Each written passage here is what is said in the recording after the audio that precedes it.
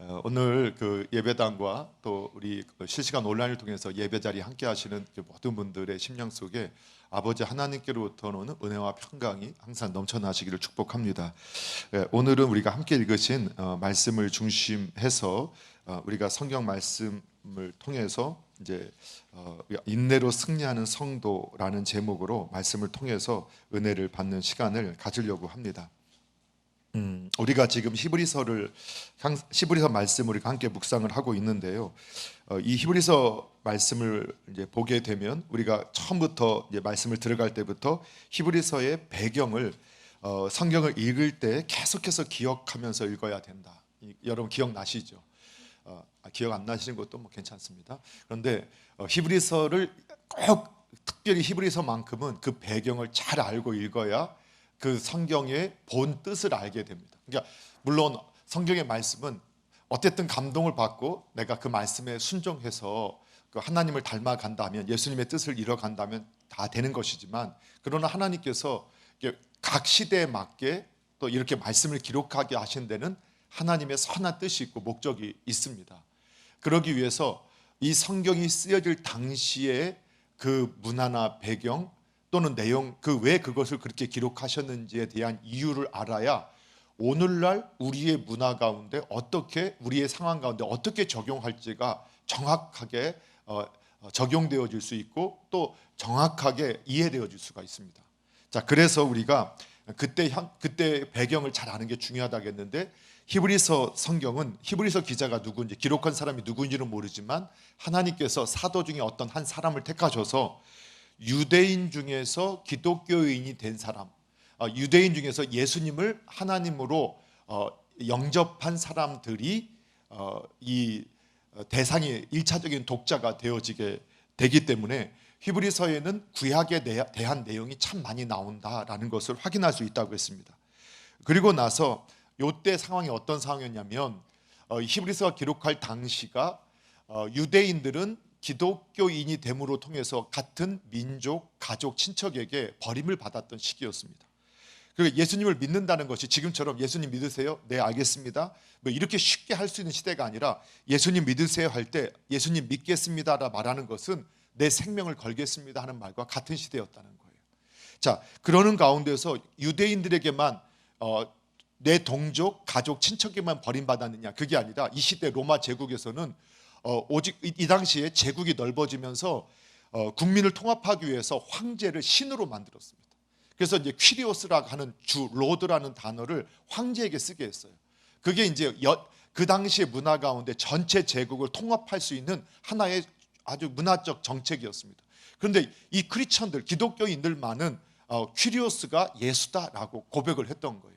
그러니까 어떻게 보면 그 시대적인 문화적 배경에서 보면 크리스천들은 시대를 역행하고 민족의 제국의 통합을 가로막고 반대하는 반정부 세력같이 느껴졌다는 거예요. 그러다 보니까 국가적인 핍박이 있었고, 그들을 고발하면 재산을 몰수하고 심지어는 사형에 처하게 되는데, 그 내용이 11장에 이제 앞으로 더 자세하게 나옵니다. 이제 그러한 상황 가운데 있을 때 어떤 일이 벌어졌느냐, 교회 안에서 믿음을 잘 지키는 분도 있었지만 결국은 그 핍박과 고난, 환난 가운데서 내가 교회 출석하고 예배 잘 드리고 하나님 잘 섬겨서 복 받으려고 왔는데, 잘 되려고 왔는데 잘 되는 게 아니라 너무 고통스럽고 아프고 힘들고 어려우니까 다시 내가 유대교로 돌아가자, 내가 로마에서 섬겼던 옛날 신들을 섬기는, 또는 옛날 우리 조상이 섬겼던 문화로 돌아가자, 뭐 이런 사람들이 있었다는 겁니다.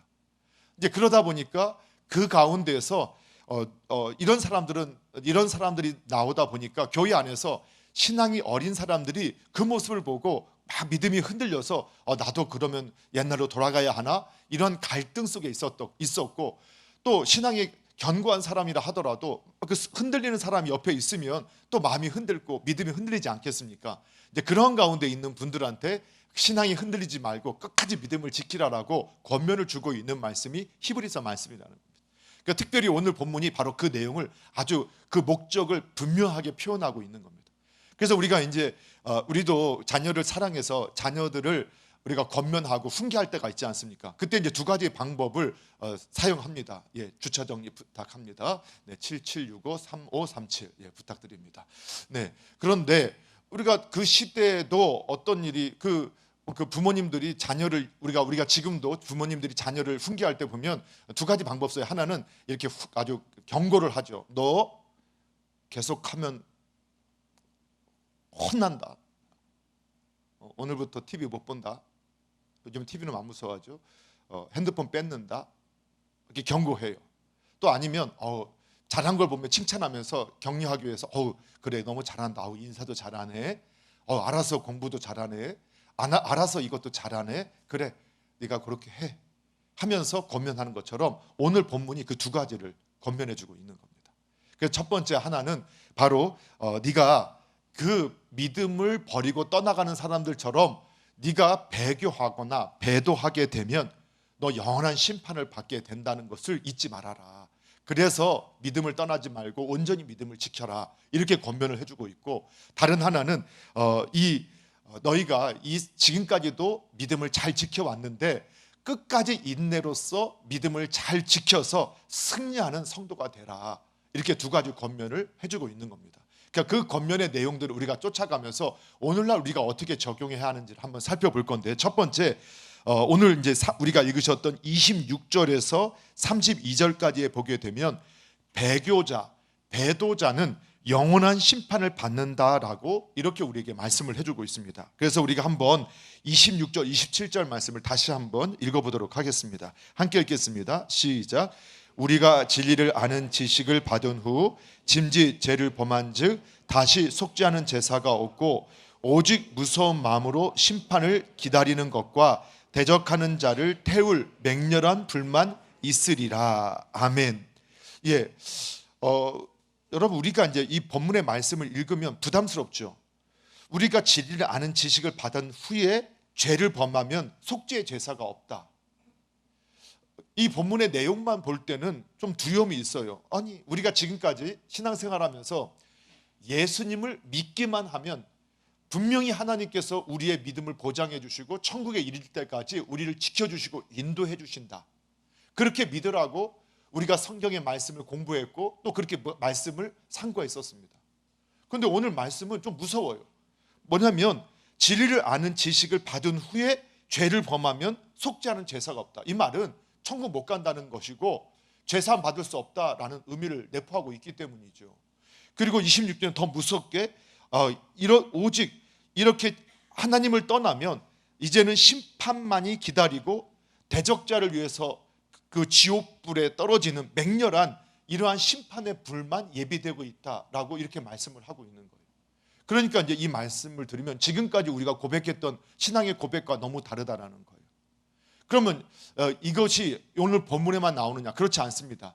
우리 히브리서에서는 이미 앞서 우리가 그때 잠깐 읽고만 넘어갔는데 이제 오늘 설명을 하기 위해서 그랬던 건데 6장의 14절부터 시작해서 우리 함께 보시면 6장의 4절부터 내용을 보시면 그 내용이 이제 나와 있어요. 6장 4절부터 같이 한번 우리 6절까지 같이 한번 읽어보겠습니다. 시작. 한번 빛을 받고 하늘의 은사를 맛보고 성령에 참여한 바 되고 하나님의 선한 말씀과 내세의 능력을 맛보고도 타락한 자들은 다시 새롭게 하여 회개하게 할 수 없나니 이는 그들이 하나님의 아들을 다시 십자가에 못 박아 드러내놓고 욕되게 함이라. 아멘. 예, 이미 앞서서도 히브리서 기자를 통해서 하나님께서는 뭐라고 말씀하셨느냐면 한 번 빛을 받고 하늘의 은사를 맛봤다는 거예요. 교회에 들어와 있으니까, 교회당 안에 속해 있으니까 하늘의 은사도 맛봤고 성령의 역사에 참여한 바도 되었다. 그러니까 하나님의 선한 말씀을 경험했어요. 내세의 능력도 경험을 했다는 거예요. 그런데 이런 사람들이 타락하게 되면 다시 새롭게 될 수 없다. 회개할 기회가 없다. 이렇게 성경이 말씀을 하고 있어요. 왜냐하면 그들은 하나님의 아들을 다시 십자가에 못 박았기 때문이다. 이렇게 표현을 하고 있단 말이에요. 성경 말씀이죠. 그런데 마태복음 12장에 보게 되면 12장 31절에 예수님도 똑같은 말씀을 하셨어요. 마태복음 12장 31절 말씀 같이 한번 읽어볼게요. 시작. 그러므로 내가 너희에게 이르노니 사람에 대한 모든 죄와 모독은 사하심을 얻되 성령을 모독하는 것은 사하심을 얻지 못하겠고. 아멘. 예, 우리 성경에 보니까 예수님께서 친히 말씀하신 거예요. 사람에 대해서 우리가 죄를 졌어요. 악을 행했어요. 잘못했어요. 그런데 그것은 사함을 받을 수 있어요. 하나님께 나아가면. 그런데 성령님을 모독하면, 이 말은 하나님을 모독하면, 예수님을 모독하면 동일한 의미겠죠. 이처럼 하나님을, 성령님을, 예수님을 모독하면 사하심을 얻지 못한다. 이때 하나님을 모독했다는 건 뭐냐? 교회당 안에서 나 하나님 믿어요 했다가 나 하나님 필요 없어요. 내가 보니까 정말 생각해 보니까 말도 안 되는 거였어요. 하고 하나님의 말씀을 부인하고 예수님을 부인하고 하나님을 부인하는, 그리고 모독하는 이러한 사람들은 사하심을 받지 못한다는 거예요. 자, 그것을 요한일서 5장 16절에 보게 되면 이렇게 말씀을 하고 있는데, 이렇게 누구든지 형제가 사망에 이르지 아니하는 죄 범하는 것을 보거든 구하라. 그러니까 사망에 이르지 아니하는 죄가 있다는 거예요. 그런데 사망에 이르지 아니하는 범죄자들을 위하여 그에게 생명을 주시리라. 그럼 하나님께서 이들을 도우면, 그런데 사망에 이르는 죄가 있으니 이에 관하여는 구하라 하지 않노라. 예, 사망에 이르는 죄가 있다. 그렇죠. 그럼 이걸 어떻게 이해해야 되나? 여러분 예수님을 믿으시나요? 그럼 여러분 사망에 이르지 아니하시죠? 영생을 받으신 걸 믿으시죠? 그런데 여러분 또 사망에 이르는 죄가 있다는 거예요. 그게 어떤 죄냐? 이걸 좀 이해하기 위해서 제가 이런 설명을 드리면, 어떻게 교회당 안에서 성령의 은사를 체험했다는 거예요. 또 하나님의 선한 말씀에 감동도 받았고 깨달음도 있었다는 거예요. 여러분, 그런데도 하나님을 떠나서 하나님을 모독하고 교회를 떠날 수 있다, 이렇게 성경이 말씀하고 있는 거예요. 그런데 이거를 이해하려면 우리가 성경을 좀 더 넓게 봐야 합니다. 이 의도는 이런 거예요. 여러분, 우리가 교회당 안에, 성경에 보니까 교회당 안에는 양도 있고 염소도 있고 알곡도 있고 가라지도 있다, 그런 말씀 들어보셨죠? 그러니까 교회당 안에는 믿음의 사람만 있는 게 아니에요. 성도만 있는 게 아니에요. 신자만 있는 게 아니라 종교인도 함께 있습니다. 종교인도 함께 있어요. 여러분, 이미 우리는 종교인과 신앙인의 차이를 우리가 함께 말씀을 연구하면서 이미 확신하죠. 여러분, 종교인은 어떤 사람이에요? 종교인은 어떤 사람이에요? 예, 하나님 없이 교회만 다니는 사람. 예, 그것도 맞아요. 훌륭합니다. 지금까지 우리가 같이 공부를 해왔으니까, 말씀 연구해봤으니까. 그러니까 종교인은 뭐냐? 내가 하나님을 설득하고 하나님을 감동시켜서 내가 원하는 것을 얻어내겠다라는 세계관을 갖고 있는 사람이 종교인입니다. 그러니까 내가 신에게 감동을 주고 신을 설득시켜서 내가 원하는 것을 얻어내겠다. 그래서 내가 잘 되는 삶을 살겠다. 신을 설득해서 내가 잘 되기를 꿈꾸는 그러한 사람이 종교인이에요. 이해가 되시죠? 제가 표현을 좀 다르게 하니까 또 헷갈리시면 안 돼요. 예, 같은 내용, 다른 표현인 거예요.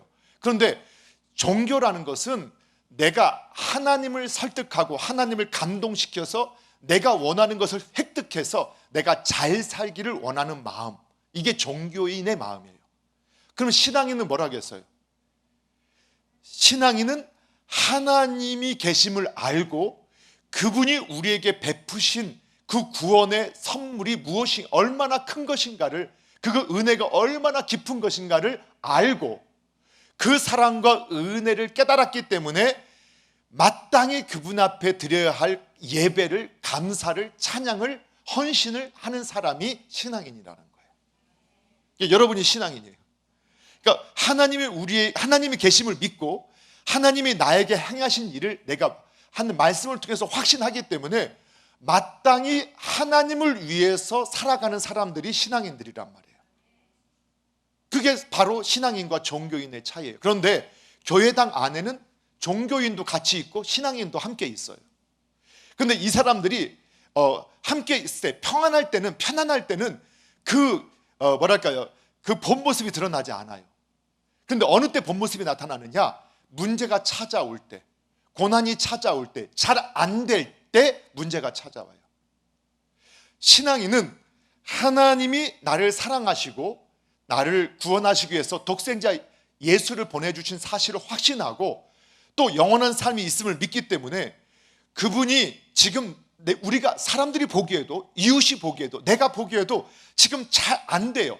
근데 안 되고 있어도 이미 나는 영원한 잘됨 안에, 영원한 복 안에 있기 때문에 지금도 이것도 내가 잘 이해되지는 못해도 하나님의 선한 뜻이 있음을 믿고 그걸 믿음으로 해석하고 믿음으로 반응해요. 그게 신앙인들의 태도예요. 그게 우리 주변에 있는 믿음의 사람들의 태도란 말이에요. 그런데 종교인들은 어떻게 되느냐? 내가 잘 되기 위해서 교회당에 나왔는데 보니까 교회당 난 잘 안 돼요. 자꾸 어려운 일이 찾아와요. 그러면 내가 여기 있을 이유가 뭐 있어?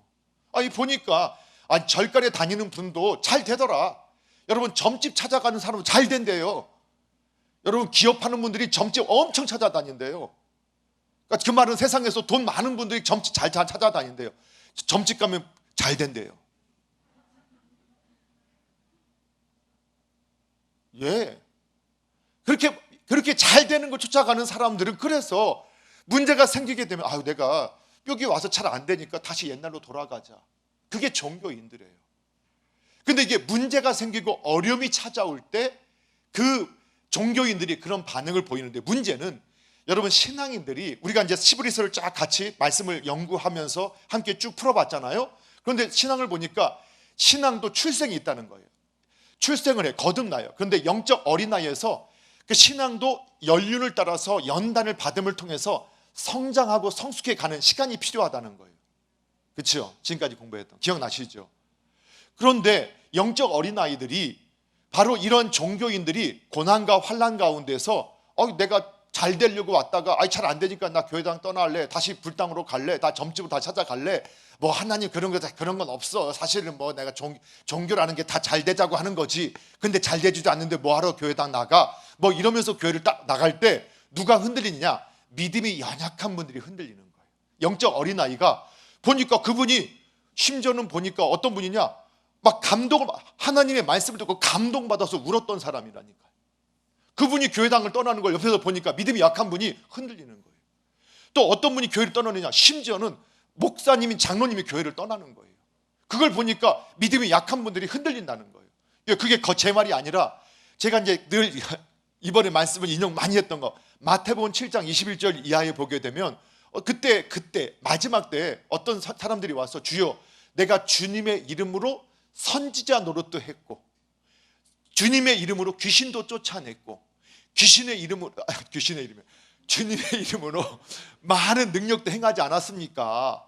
그랬더니 예수님께서, 이 불법을 행하는 자들아, 내가 도무지 너희를 알지 못하는데 내게서 떠나.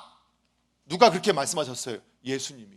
그러니까 성경에 보니까 선지자 노릇했다는 건 오늘날 목회자 또는 교회 안에서 장로님, 권사님, 안수집사님, 직분자들, 교회에서 남을 가르치고 또 성령의 은사 가운데 귀신도 쫓아, 얼마나 감격스럽고 감동도 했었겠어요. 근데 그런 분들이 문제가 생기니까 교회당을 떠나더라는 거예요. 하나님을 비난하고 비방하고 떠났다는 거예요. 그래서 보니까 어떻게 그럴 수 있느냐? 사실 그분들은 무늬만 성도였고 신자였고 처음부터 가라지였다는 거예요. 종교인들이었다는 거예요. 근데 교회당에 와서 그 문제가 없을 때는 그거 그냥 세상에 가르치는 것처럼 가르치면 말도 잘하고 능력도 있어서 세상에 지식도 있어서 사람들을 감동시키기도 하고 또 사람들한테 영향력도 미쳤던 거예요. 그런데 문제가 생기고 잘 안 되니까 그 정체가 드러나서 교회를 떠난 거예요.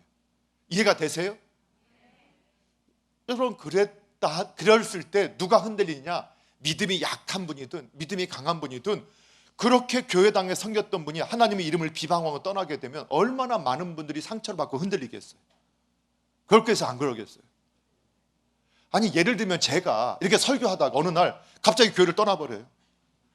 그러면서 하나님 같은 건 없어. 내가 보니까 지금까지 내가 거짓말 한 거야. 내 돈 벌려고 그렇게 했었어. 막 이렇게 하고 너희 다 속고 있는 거야. 그러면 지금까지 여러분 제 설교 들을 때 물론 조는 분도 많지만 초는 분도 많은 주무시는 분도 많이 계시죠. 얼마나 피곤하면 그러시겠어요. 그냥 주무세요. 그런데 가끔은 감동도 받잖아요. 가끔도 없어요. 가끔은 있잖아요. 가끔 감동도 받고 때로는 막 눈물도 흘리고 기도하면서 뭔가 영적인 것도 막 경험하고 그런 걸 느꼈었단 말이에요. 심지어 어떤 분은 함께 기도했더니 병이 나았다고 간증하는 분도 있었어요. 그러면 그런 것들을 경험했는데 그 사람이 그렇게 하나님께서 역사하셨던 통로의 사람이 나 그거 사실 거짓말이야. 하나님 없어. 그러면 여러분 상처 받겠어요? 안 받겠어요? 믿음 흔들리겠어요? 안 흔들리겠어요? 흔들린단 말이에요. 즉 그 상황이라는 거예요. 그런데 하나님께서 이 한 사도를 통해서 그렇게 하늘의 영광을 맛보고도 예수님을 결국 믿지 못하고 하나님을 믿지 못하고 자기 생각대로 살아가는 사람들. 그래서 이제 문제 없을 때는 그냥 아멘으로 받는 거예요. 예수님 믿으면 잘 됩니다. 예수님 믿으면 복됩니다. 예수님 믿으면 형통합니다. 아멘 아멘 하다가 예수님 안에 고난이 있습니다. 노멘. 예수님 하면서 우리가 핍박, 노멘. 내가 이러려고 하면서 떠나버리게 됐다라는 거예요. 자기 생각에 옳은 대로 신앙생활하는 사람, 종교생활 한 사람들이에요. 그러니까 듣고 싶은 말만 듣는 거예요. 교회당에 출석하는데도 내가 듣고 싶은 말만 듣는 거예요. 그래서 우리가 정말 주님이 우리를 사랑하시고 우리를 위하시고 우리를 도와주십니다. 아멘. 근데 주님께 헌신합시다.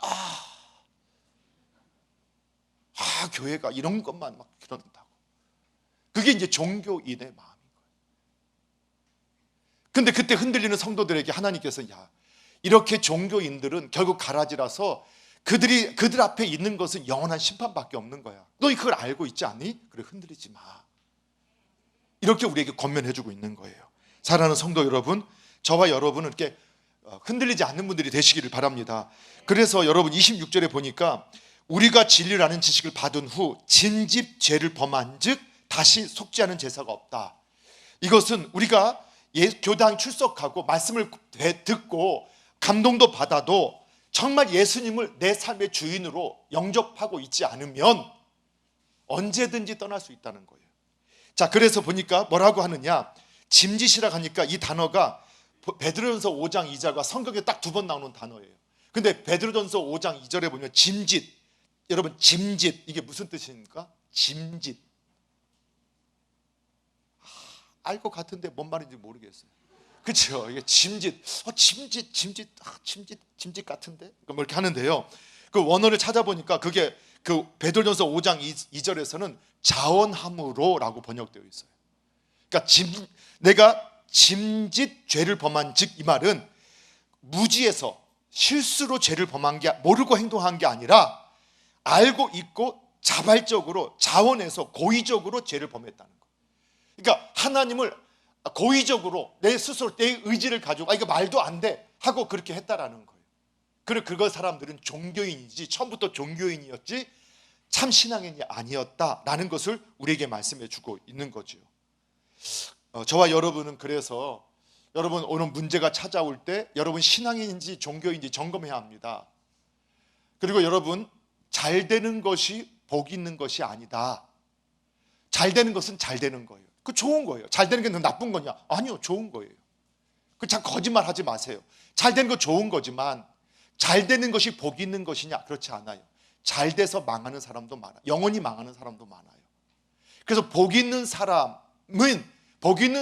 잘 되기를 꿈꾸셔야지 복이 없는 사람이 잘 되기를 꿈꾸면 점점 복하고 멀어져요. 참 복은 예수님 안에만 있다. 우리는 그것을 확신하셔야 돼요.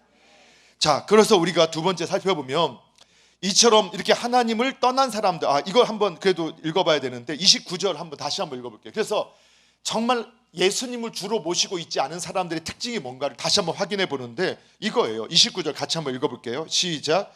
하물며 하나님의 아들을 짓밟고 자기를 거룩하게 한 언약의 피를 부정한 것으로 여기고 은혜의 성령을 욕되게 하는 자가 당연히 받을 형벌은 얼마나 더 무겁겠느냐 너희는 생각하라. 아멘. 결국은 신앙은요 하나님의 약속을 믿는 거예요. 하나님의 약속이 누구에게 이루어졌느냐? 성경은 예수님을 통해서 이루어졌다고 말씀하는 거예요. 그래서 이 땅에 오셨던 예수님을 나의 주 나의 하나님으로 인정하고 그분을 모시고 살아가는 사람은 신앙인이에요. 그리고 하나님의 보호하심과 돌보심과 인도하심 가운데 구원의 하나님을 만나게 돼요. 그런데 종교인은 그냥 그것을 그냥 지식적으로는 동의할 수는 있어도 실제로 그 하나님을 내 마음에 모시지 않고 예수님을 왕으로 인정하지 않아요. 그 특징이 뭐냐? 그래서 문제가 없을 때는 드러나지 않아요. 그런데 문제가 발생하게 되면 순종하지 않는 모습이 나와요. 문제가 있어도 신앙인, 예수님을 참 신앙으로 인정하는 사람들은 어떻게 나오느냐? 잘 되지 않을 때도 여전히 하나님, 예수님의 이름을 붙잡고 예수님께 나아간다는 거예요. 그게 참 신앙인이에요. 예. 저와 여러분이 배도자의 끝에는 영원한 심판이 있다는 사실을 믿고 여러분 끝까지 믿음을 지키시기 바랍니다. 여러분 이제 이 시대가요, 배교의 시대예요. 그런데 계시록에 보면 요 히브리서가 기록될 당시에는 배교는 곧 배도였어요. 배교와 배도의 차이는 아시죠? 배교는 기독교를 떠났다, 이게 배교라고 표현하는 거예요. 언어적으로 보면. 배도는 뭐냐?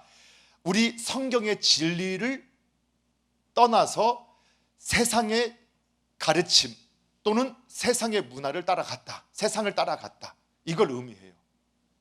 이해가 되시죠? 그 같은 것 같지만 우리가 약간 더 위험한 게 뭘까? 사실은 배도가 나타나기 때문에 배교가 나타나요. 배도가 먼저예요. 하나님의 진리를 믿지 않기 때문에 교회를 떠나게 되는 것이죠.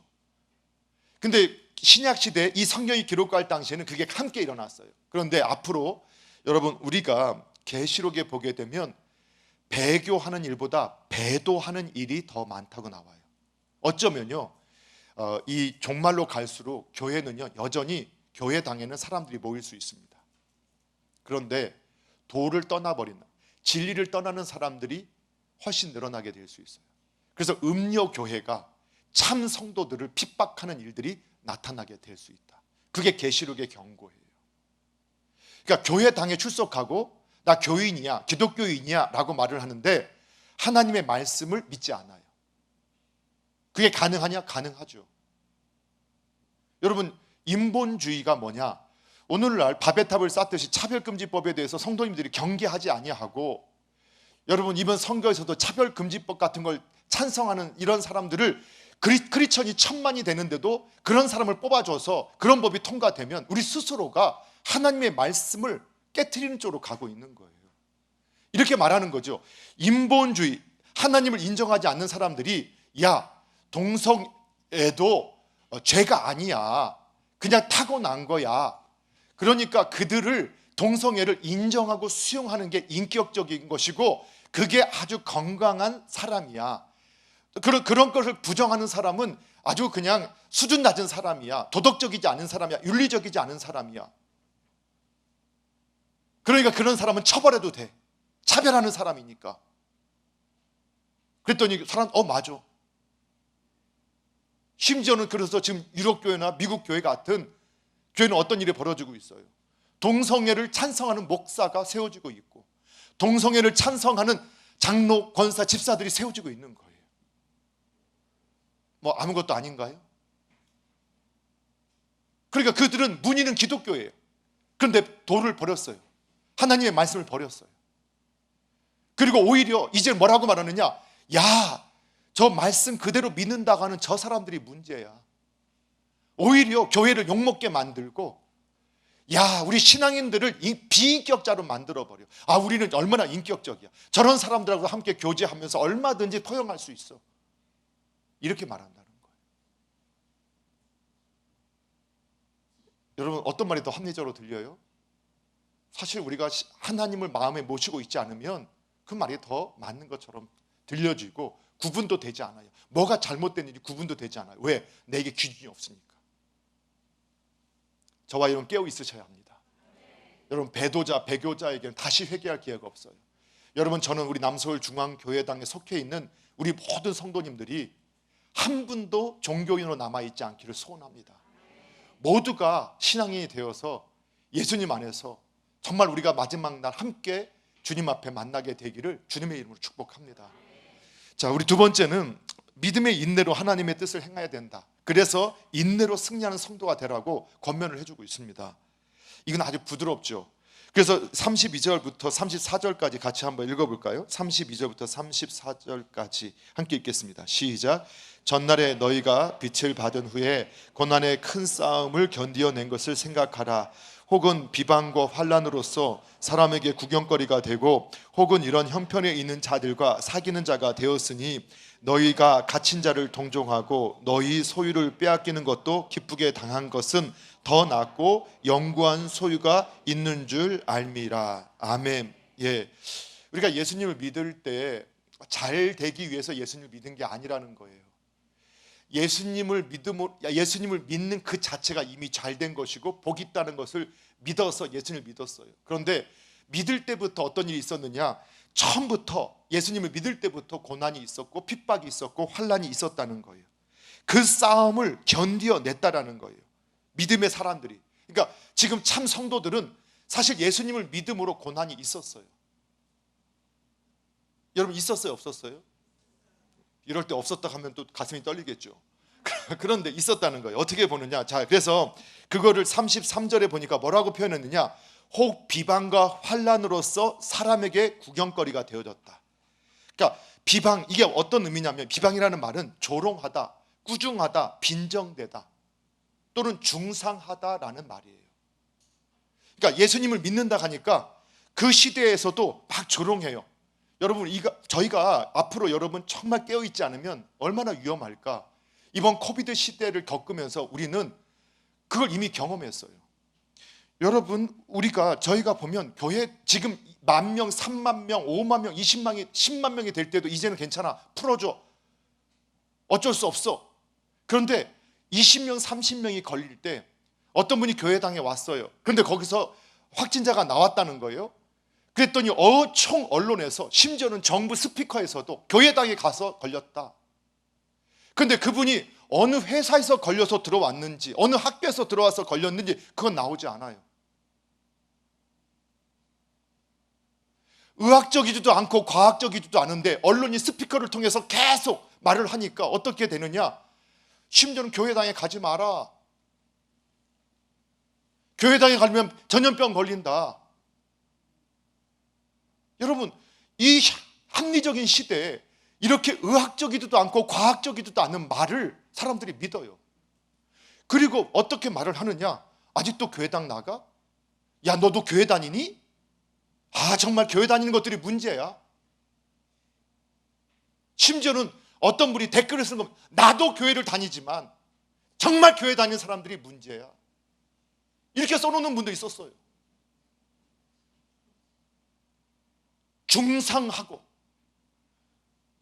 조롱하고 심지어는 꾸중까지 해요. 권위자들이 꼭 교회당 나가야 신앙이냐? 꾸중까지 해요. 심지어는 어떤 꾸중이 있었는지 아세요? 우리 젊은 자녀들이 부모님들을 꾸중하는 거예요. 엄마, 교회당 가서 그 걸리면 어떡하려고? 교회당 가지 마. 우리 애 봐야지.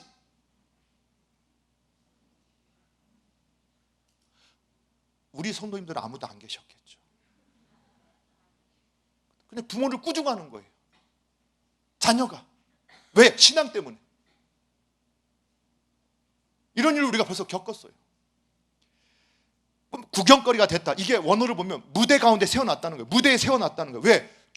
구경꾼 조수하려고, 비웃으려고. 이게 무대에 세웠다는, 당시에 원형 경기장에서 예수님 믿는 사람들을 짐승과 싸우게 하면서 그걸 보면서 로마인들이 낄낄거리고 웃으면서 막 쾌락을 즐겼거든요.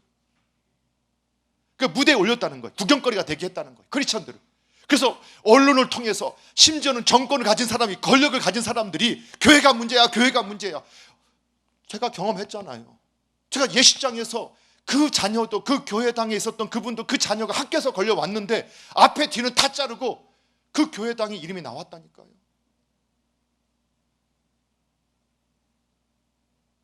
그런데 그 말을 들은 수많은 사람들이 교회당이 문제야, 교회당이. 너도 교회 다니니? 교회 다니지 마. 교회 나가면 회사도 나오지 마. 엄마, 아빠 왜 교회 가요? 그러다가 어떻게 걸리면 어떻게 하려고? 이런 일들을 우리가 겪어왔다는 거예요. 어떻습니까? 앞으로 더 그럴 거 아니에요?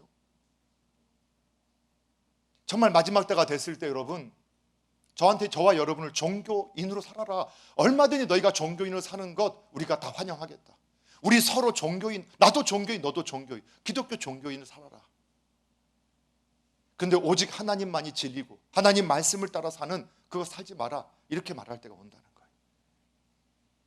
예, 그렇게 됐다는 거예요. 그런데 성도들은 이런 말을 들을 때도, 이러한 핍박을 받을 때도 어떻게 했느냐? 환난도 있었대요. 이 환난은 실제로, 비방은 정신적인 고통을 주는 거예요. 정신적으로 고통 주는 거. 그리고 환난은 실제적인 고통과 핍박 가운데 육체적으로 고통을 가하는 거예요. 우리 성도가 그런 일을 겪은 거예요. 여러분, 우리 어머니 아버님 세대에서는요, 뭐 저도 그랬어요. 저도 뭐 좀 이렇게 혼나기도 하고 맞기도 하고 뭐 하면서 교회 나오기도 했고. 근데 우리 어머니 아버님 권사님들 그 간증 들으면 남편한테 맞기도 하시면서 교회당 출석했던 분들 얼마나 많은지, 가족한테 비난받으면서. 뭐 지금도 어쩌면 그런 분이 있죠.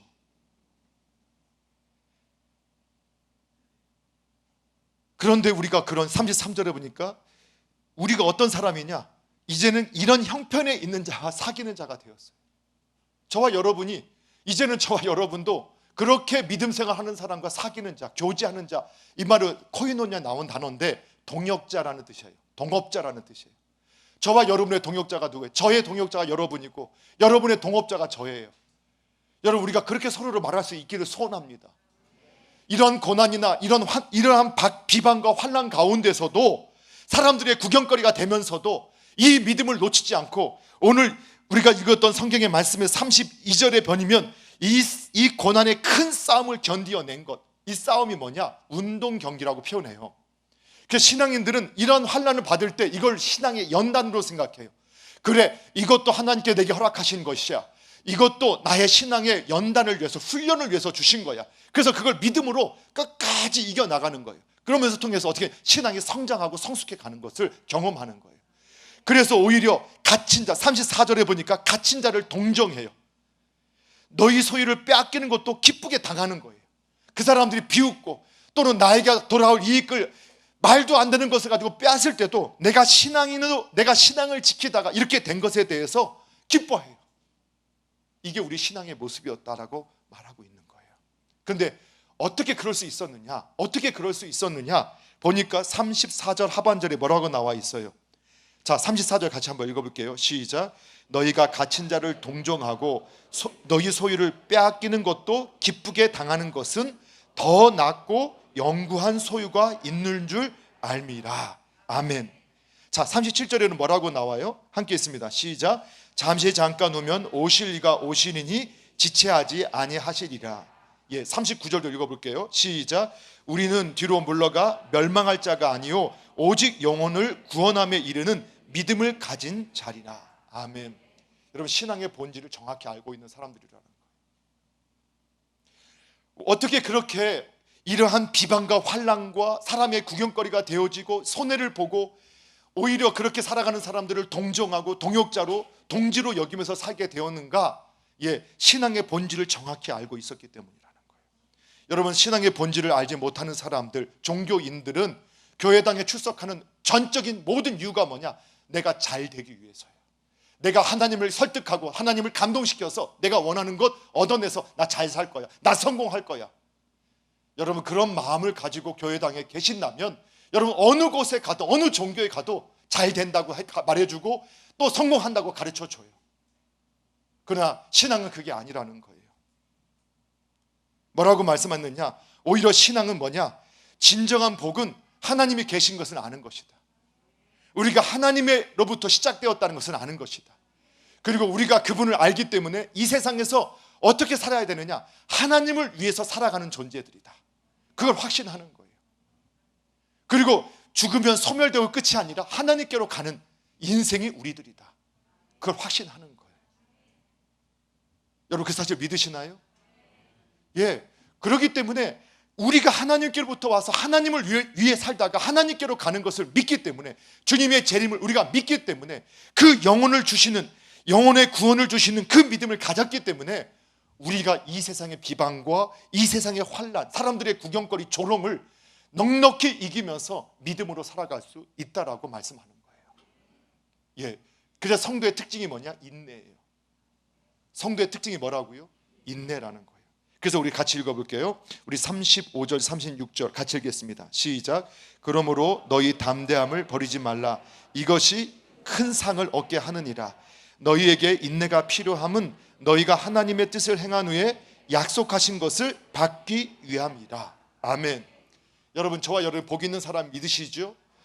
여러분, 나무가 이렇게 딱 있어요. 본체. 근데 가지를 보니까 가지는요, 여러분, 어느 때는 이파리가 있고 열매도 있어요. 그런데 어느 때는 아주 말라가지고 아무것도 붙어있지 않아요. 그러나 그때도 나무 가지는 살아있어요. 맞죠? 그걸 보관해 있다라는 거예요. 그러면 열매가 없을 때는 열매가 없을 때도 보관해 있는 것인데, 이파리가 열리고 맺히고 열매가 맺히는 것도 역시 복 안에 있는 것이라는 것을 여러분 믿으셔야 돼요. 그래서 어느 시대는 하나님께서 우리를 복 안에서 이 땅의 것들도, 작은 복들도 계속 누리게 하나님께서 허락하실 때가 있어요. 그런데 어떤 시대, 어떤 분에게는 어떻게 보면 그냥 신앙의 겨울과 같은 시간들을 보내게 하시면서 천국으로 인도하시는 분도 있다라는 거예요. 그걸 보면서 우리가 함부로 누구의 신앙을 판단하거나 우리가 누구의 신앙을 비방할 수가 없다라는 거예요. 모두가 주님 안에 있기 때문에 그걸 우리가 함께 인정해주면 된다는 사실을 여러분 확신하셔야 됩니다. 그런데 저와 여러분의 신앙이 뭐였어요? 제가 예수님을 믿고 나서 예수님의 약속을 믿었어요. 그 작은 하나님의 약속을 믿고 어떤 때는 정말 시간이 지나도 안 돼요. 어떤 것은 기도했더니 바로 응답된 것도 있고 하나님의 약속을 지켜주신 것이 있었어요. 그런데 어떤 기도는 10년을 기도하고 하나님의 약속을 믿고 기다렸는데 10년이 지나도 응답되지 않는 것이 있어요. 그렇지만 결국 저의 고백도 뭐냐? 하나님의 약속은 언제든지 그대로 이루어지더라. 이것이 저와 여러분의 신앙 고백 아닙니까? 여러분, 그렇게 그래서 마지막 35절에 보니까 너희가 담대함을 버리지 말라. 이것이 큰 상을 얻게 하느니라. 인내가 필요하다. 너희가 하나님의 뜻을 행한 후에 약속하신 것을 받기 위함이다. 여러분, 누가 끝까지 믿음을 따라서 예수님을 생각하고 예수님과 동행하면서 예수님의 뜻을 이룰 수 있을까요? 순종할 수 있을까요? 믿음 있는 사람, 인내 있는 사람. 여러분, 인내의 결과는 반드시 하나님께서 약속하신 것이 이루어진다는 결과를 동일하게 얻을 줄로 믿으시기 바랍니다. 그것이 저와 여러분의 신앙의 고백이에요. 제가 이런 고백을 드리잖아요. 다윗을 볼 때 다윗은 늘 고난이었어요. 여러분, 다윗이 너무나 위대한 믿음의 사람으로 칭찬받기 때문에 다윗의 삶은 항상 잘 될 거라 생각하지만 그렇지 않아요. 그의 삶은 참 잘 되지 않았어요. 그런데 그가 하나님 안에 있었어요. 그런데 그가 잘 되지 않은 것처럼 보여서 큰 문제를 계속해서 만나는데 문제가 있을 때 그는 하나님 앞에 나아가 있어요. 근데 문제가 해결되고 나면 어떤 일이 벌어지느냐? 그는 그걸 꿈꾸지 않았는데도 지경이 넓어지고 그를 따르는 사람이 많아지고 그의 신분은 높아지고 그에게 따르는 사람들의 질은 더 높아지고 그의 영토는 넓어지고 하는 일들을 끊임없이 경험하게 하세요. 저는 이것이 신앙의 삶이라고 저는 확신합니다. 여러분, 저와 여러분 이미 복 안에 있는 잘 되신 분들임을 믿으시기 바랍니다. 여전히 하나님의 도우심, 여러분 인도하심, 공급하심의 약속이 우리에게 있어요. 그런데 지금 그 가지만 바라보고 있다가 본체가 되신 하나님을 잊어버려서는 안 됩니다. 끝까지 하나님을 붙잡으십시오. 그리고 하나님의 안에 있다면 여러분, 지금 문제가 있다 하더라도 그 문제도 신앙의 연단으로 생각하시고 신앙의 싸움으로 생각하시고 믿음으로 인내하시면서 하나님께서 응답하실 때를 기다리시기 바랍니다. 반드시 하나님께서 회복하게 하실 것이고, 때로는 혹시 우리의 생명이 정말 이 땅에서 이렇게 지나간다 할지라도 저 하늘에서 큰 상이 예비되어 있을 것이라는 것을 확신하시기 바랍니다. 오늘 그 믿음을 가진 분들이 흔들리지 않습니다. 종교인이 흔들리고 떠나가도 흔들리지 않습니다. 다시 한번 저의 소망을 여러분께 함께 나누기를 원합니다. 우리 남서울 중앙교회당에 함께 속해 있는 우리 한 분 한 분들은 한 분도 종교인이 되지 않기를 바랍니다. 모든 분들이 하나님을 신앙하는 신앙인들이 되어져서 그분의 복 안에 거하시고 저 천국에 가는 날 모두가 함께 만나게 되기를 주님의 이름으로 축복합니다. 우리 함께 기도하며 찬양하며 기도하겠습니다. 예, 오늘 함께 찬송가 492장 우리 함께 찬양할까요?